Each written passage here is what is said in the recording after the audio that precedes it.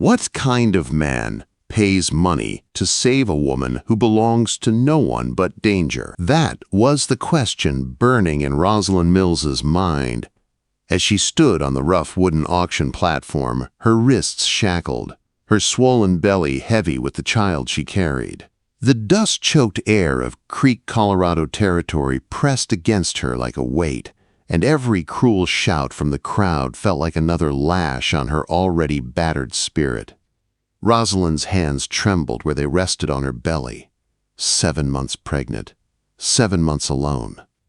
Her husband had been dead for half a year, taken by a mining collapse that also took every dream they ever had. She had buried him with grief, only to learn he had buried her in debt long before he died. And when the banker discovered her condition, he chose the cruelest option a man could choose. He decided she was worth more sold than helped. She stood now like livestock while men jeered, laughed, and shouted their offers. $20 for the woman! A grizzled miner yelled, tobacco sticking to his teeth. 22, another barked, eyeing her like a horse he planned to break. 30, a huge man with hands like sledgehammers called, grinning wide with several missing teeth. Rosalind fought to swallow her tears. The mountains around Creek rose like cold iron walls. There was no escape, no kindness, no hope. 50, another man shouted, setting off whistles from the crowd. Phelps, the rat-faced auctioneer, rubbed his hands together like a starving vulture. $50 for this hard-working woman, due any month now, 2 for the price of 1. The crowd roared with laughter. Rosalind closed her eyes and whispered a prayer she feared no one heard. God had felt far away for a long time. Too long. And then 100. The voice cut through the dust and heat like a blade. Calm, deep, sure, everything went still. The crowd parted, and a tall figure stepped forward. His hat cast a shadow across his face, but his blue eyes were sharp, focused straight on Rosalind with something she hadn't felt in months. Gentleness. Isaac Eastwood. She knew the name.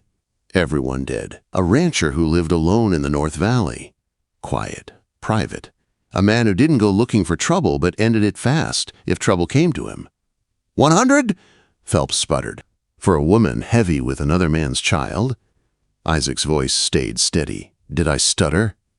The crowd fell silent. 100 going once? Phelps croaked, suddenly nervous. No one spoke. 100 going twice. The burly miner spat in the dirt. Ain't worth it. Sold! To the gentleman in the back! Rosalind didn't breathe until Isaac climbed the platform steps. He didn't grab her, didn't grin like he'd bought a prize.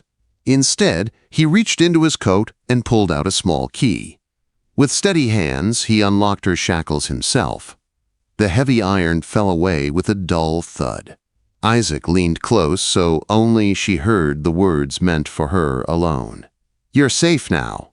Rosalind's breath broke on a sob. Tears spilled before she could stop them. She didn't know this man, didn't know why he came for her, but his words were the first kindness she had heard in a long time. He draped his long duster coat over her shoulders. Warmth, safety, something she believed she'd never feel again. He helped her down the steps, guiding her gently through the silent crowd. Every eye watched, shocked. Isaac Eastwood, the solitary rancher, leaving town with a pregnant widow on his arm. He lifted her into his wagon, settled beside her, and took the reins. As Creek faded behind them, Rosalind finally found her voice. Why did you do it? She whispered. Isaac kept his eyes on the long dirt road ahead. No woman deserves what they meant to do to you, especially not one carrying a child. You spent $100, she said, her voice shaking. Money's just money, he answered. They rode in silence for a long time. The sun dipped low, turning the sky into fire. Rosalind clutched the coat around herself, unable to shake the disbelief. I'm Rosalind Mills, she murmured after a while. Isaac Eastwood, he replied. My ranch isn't far. You'll be safe there until you decide where you want to go. I have nowhere to go, she said quietly. Thomas died in a mining collapse. The bank took everything. Isaac's jaw tightened. Phelps had no right to sell you. That's not how debt works. The banker said I was collateral, she whispered. His hands tightened on the reins. Garrett, he muttered. Figures he'd be behind something like this. The wagon turned around a bend, opening into a beautiful valley. Pines, a creek, smoke curling from a distant chimney. That's my place, Isaac said. It wasn't grand, but it felt peaceful. Safe. When they arrived, a big brown mutt bounded out, barking loudly. Rosalind startled, but Isaac chuckled softly. That's Buck. He sounds scary, but he's gentle. Isaac helped her down from the wagon, steadying her as her tired legs wobbled. His arms slipped around her waist without hesitation. Strong, warm, easy, he murmured. You've had a day no one should endure. Inside, the house was tidy and warm. Bookshelves, a stone fireplace. A home built by a man who lived with intention, not chaos. Sit, Isaac said, guiding her to a chair. I'll get a fire going. Quote. He moved with quiet purpose, setting kindling, striking a match. The fire crackled to life, soft and comforting. This man, this stranger. Why had he saved her? How long have you lived here? She asked. 7 years, he answered. Came from Pennsylvania after the war. Needed open land after too much death. Rosalind watched him, her heart tightening. He wasn't a man who talked much, but everything he did showed who he was more than words ever could. He brought her stew, bread, and warm milk. She ate slowly, overwhelmed with gratitude and exhaustion. Later, he guided her to a clean spare room upstairs. You can sleep here, he said. You're safe. Rosalind lingered in the doorway, tears burning again. Thank you, she whispered. No need, he replied. Rest. She lay down, hands cradling her belly, the baby shifting softly inside. Hours ago, she stood on an auction block awaiting a nightmare. Now she lay in a quiet room, safe because a stranger decided she didn't deserve to suffer. She whispered to her child as sleep pulled her under. We're safe now. Quote. And for the first time in a long time, she believed it. Rosalind woke before dawn to the warm smell of coffee drifting through the house. For a moment she lay still, confused by the soft quilt, the clean room, the quiet peace around her. Then she remembered everything, the auction, the shackles, the cruel eyes, and then Isaac Eastwood's steady voice telling her she was safe. Safe. The word felt fragile, almost unreal. She moved slowly, her belly heavy and tight. The baby shifted inside her, a small reminder of the life she was fighting for. She dressed in her worn clothes and made her way downstairs. Isaac was already in the kitchen, placing bacon on a pan. He looked up when she entered. Morning, he said. Good morning, she replied softly. I didn't mean to sleep so long. You needed it, he answered. Sit. There's a chair by the stove. It's warm. Rosalind obeyed, easing herself into the chair. The house smelled like bacon and wood smoke. She watched Isaac move around the kitchen with quiet ease. He cracked eggs, turned the bacon, poured coffee. He did everything with a steady calm she didn't understand yet. Can I help? She asked. He shook his head. You're 7 months along. Let me do the work. She smiled a little. I can at least scramble the eggs. Isaac paused, then pushed the bowl toward her. If you want. They cooked together in a quiet rhythm that felt strangely easy. When they sat down to eat, Isaac bowed his head for a moment. Rosalind copied him, though she hadn't prayed out loud since Thomas died. After a few bites, Isaac said, You're welcome to stay here until the baby comes. No rush, no pressure. Rosalind's fork froze halfway to her mouth. Why would you do that? You don't even know me. Isaac shrugged slightly. I don't need to know everything. I could see enough. She looked down at her plate, overwhelmed. I don't want to be a burden. You're not, he said softly. They ate the rest of their meal in thoughtful silence. Over the next days, a quiet routine formed. Rosalind insisted on helping around the house, though Isaac kept trying to stop her from overworking. She cooked simple meals, swept the floors, folded laundry, and mended clothes he had set aside for weeks. You don't have to do all that, Isaac said once, watching her sew a missing button onto his shirt. "I want to," she replied. "It feels good to be useful again." Outside, the tall pines whispered in the breeze. The creek beside the house sparkled in the afternoon light. Buck followed Rosalind everywhere, his tail wagging, as if he had chosen her as his new favorite person. Every evening Isaac would come in from tending the cattle, tired but calm. He never complained about work. He simply washed, ate, and then sat with Rosalind by the fire, while Buck slept by their feet. One evening, after supper, they sat on the porch watching the sky turn purple behind the mountains. Fireflies blinked around the yard. Rosalind pulled Isaac's coat tighter around her shoulders. "I meant to ask you," she said quietly. "Why did you come to that auction? You don't strike me as the type to mix with crowds." Isaac leaned back slowly, his eyes on the fading light. "I heard talk in town," he said. "Talk about a woman being sold, a pregnant woman." Rosalind's heart tightened. "I didn't plan to buy you," he added. "I just wanted to see what Phelps was doing. When I saw you up there, shackled and terrified." He paused, voice growing rough. "I couldn't walk away." Rosalind stared at him, her eyes warm with gratitude she didn't know how to express. "Your sister," she said softly. "You said something about her." Isaac nodded once. "Emily. She married a man who treated her badly. She tried to leave, but no one helped her. She died." "I couldn't save her." His voice dropped. "But I could save you." Rosalind covered her mouth as tears filled her eyes. "I'm sorry," she whispered. He gave her a quiet smile. "Some things you can't change, but maybe you can make up for them when the chance comes." A soft wind rustled the trees. Somewhere in the pasture, a cow lowed. The porch creaked under their weight as the baby kicked inside Rosalind's belly. "He's strong today," she said, touching her stomach.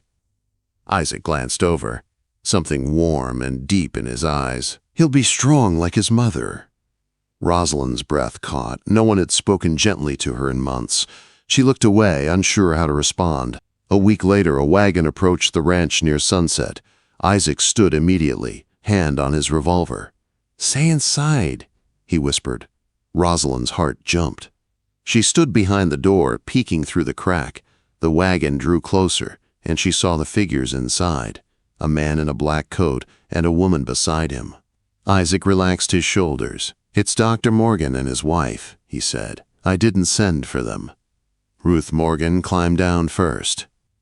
"Isaac Eastwood, you didn't tell me you had company." "I had to hear it from half the women in Creek." Rosalind stepped out, and Ruth immediately gathered her into a warm hug. "Oh, you poor dear," Ruth said, brushing Rosalind's hair back. "We've all been worried sick." Isaac helped Dr. Morgan with his medical bag. "I can examine you, Mrs. Mills," the doctor said, "if you'd like." Rosalind nodded gratefully. In her bedroom, the doctor checked the baby, listened, pressed gently, and then smiled. "You're healthy," he said. "The baby's strong. Everything is going exactly the way it should." Rosalind felt her breath release in pure relief. Back downstairs, Ruth pulled Isaac aside. "You're a good man," Ruth said.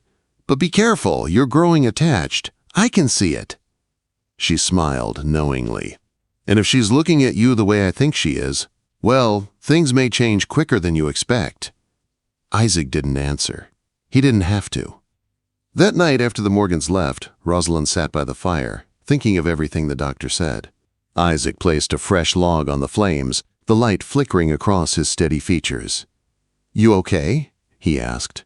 She looked up at him. "I'm grateful," she said softly. "More than you know." Isaac sat beside her, not touching her, but close enough to feel warm. "You don't have to thank me," he said. "I do," she replied. "You saved my life." Isaac shook his head. "You're the one who's strong. You survived everything that tried to break you." Rosalind's eyes filled again. Her voice shook. "I don't know what I'm going to do when the baby comes." Quote, Isaac looked at her, his eyes steady and calm. "You won't be alone," he said quietly, "not while I'm here." Her heart gave a slow, aching beat. The fire crackled. Buck sighed in his sleep. And the world felt a little less frightening. But trouble was on its way. None of them knew how fast everything was about to change. The next morning began like any other, calm and quiet, with soft golden light spreading across the valley. But before long, the peaceful day turned into something far different. Rosalind was in the kitchen peeling potatoes when a sudden, sharp ache spread across her lower back. She froze, gripping the table. Another wave followed, stronger this time. Isaac walked in just as she braced herself against the counter. "You all right?" he asked, worry lining his voice. She took a shaky breath. Isaac, I think the baby is coming." For the first time since she'd known him, Isaac looked truly shaken. "Now? But the Morgans aren't due for days." "Babies don't wait for schedules," she said, trying to smile through the pain. Isaac moved fast. He helped her to her room, gathering blankets, water, and towels with urgent precision. Then he knelt beside her bed, breath unsteady. "I'll ride for the doctor," he said. "Just hold on." She caught his hand. "Go, please hurry." Isaac hesitated, torn between staying and doing what had to be done. Then he stood, determination taking over. "I'll bring them back, I promise." Within moments she heard his boots thunder downstairs, then the front door slam. Hoofbeats followed, fading fast into the distance. Rosalind lay back, breathing hard, trying to remember everything she'd ever heard about childbirth. The room felt too big. The air felt too thin. A new contraction hit and she cried out, clutching the sheets. "We can do this," she whispered to the unborn child. "We can do this together." Hours passed slowly. The pain grew stronger, closer, heavier. Rosalind gritted her teeth through each wave, refusing to give in to fear. The windows blurred through tears, and her breath came in gasps. When hoofbeats finally thundered again outside, she almost sobbed with relief. Boots stormed up the stairs. "It's all right, dear!" Ruth Morgan burst into the room, sleeves rolled up. "We made it!" Dr. Morgan followed, calm and steady. "Let's see where we are." Ruth sat beside Rosalind, brushing damp hair from her forehead. "Isaac rode like the devil himself was after him," she said gently. "He's pacing the porch right now, worried sick." Rosalind's heart squeezed. "He came back." "Of course he did," Ruth said. "That man would walk through fire for you." Dr. Morgan checked her quickly and nodded. "It won't be long. You're doing well, very well." Time blurred. The world narrowed to pain, breath, and Ruth's steady voice urging her forward. "You're almost there," the doctor said. "One more push." Rosalind clutched the sheets, gathered the last of her strength, and pushed with everything she had. A cry, sharp and new, filled the room. "It's a boy," Dr. Morgan announced. "A perfect, healthy boy." Rosalind burst into tears as the doctor placed the bundled baby in her arms. He was small, red-faced, with a shock of dark hair and tiny fists waving like he was ready to fight the world. "Hello," she whispered. "I've been waiting for you." Ruth smiled, eyes shining. "What will you name him?" Rosalind looked at her son, felt something warm and fierce rise inside her. "Thomas Isaac Mills," she said softly. Ruth's brows lifted at the middle name, but she said nothing, just smiled wider. Later, when the doctor stepped out and Ruth tidied the room, there was a knock at the door. "Can I see her?" Isaac's voice was low, almost uncertain. "Go on," Ruth said. "She's waiting." Isaac stepped inside slowly, holding his hat like he didn't know what to do with his hands. His eyes found hers immediately, worried and hopeful at the same time. "Rosalind," he breathed. "We're all right," she said with a tired smile. "Both of us." She lifted the baby slightly. "Isaac, meet Thomas, Isaac Mills." Isaac froze. You gave him my name?" "If you don't mind," she said softly. "You saved us. I wanted him to carry a piece of the man who gave him a future." Quote, Isaac's throat worked as if he couldn't find words. "Would you like to hold him?" she asked. "I've never." He shook his head. "I might drop him." "You won't," she assured him. She guided the baby into his arms, her hand steadying his. Isaac stared down at the tiny face, awe breaking across his usually calm features. Slowly, gently, he offered a finger, and the newborn wrapped his tiny hand around it. "He's got a good grip," Isaac whispered, "strong like his mother." Rosalind's eyes filled again. "Thank you, Isaac," she murmured, "for bringing help. For everything." He looked at her then, truly looked, like he was seeing her for the first time all over again. "I'd ride twice as far if you needed me," he said. The days after the birth blended into a quiet, tender rhythm. Ruth stayed to help, and Isaac never strayed far from the house, always checking on them, always bringing fresh water, warm meals, or simply sitting with Rosalind when she felt tired. One afternoon, as he held the baby while Rosalind rested, Ruth pulled Isaac aside. "You love her," she said plainly. Isaac almost dropped the spoon he was using to stir stew. "Ruth!" "Oh, don't bother denying it," she said. "You're a terrible liar." He rubbed the back of his neck, eyes drifting toward the bedroom where Rosalind slept. "She deserves more than what I can offer." "What you offer," Ruth said gently, "is exactly what she's prayed for." He didn't argue. He couldn't. Weeks passed. Rosalind grew stronger. Thomas grew bigger. Isaac grew more certain of something he'd been trying to ignore. In early October, as the leaves turned gold, Rosalind finally asked the question that had been lingering between them for months. "Winter is coming.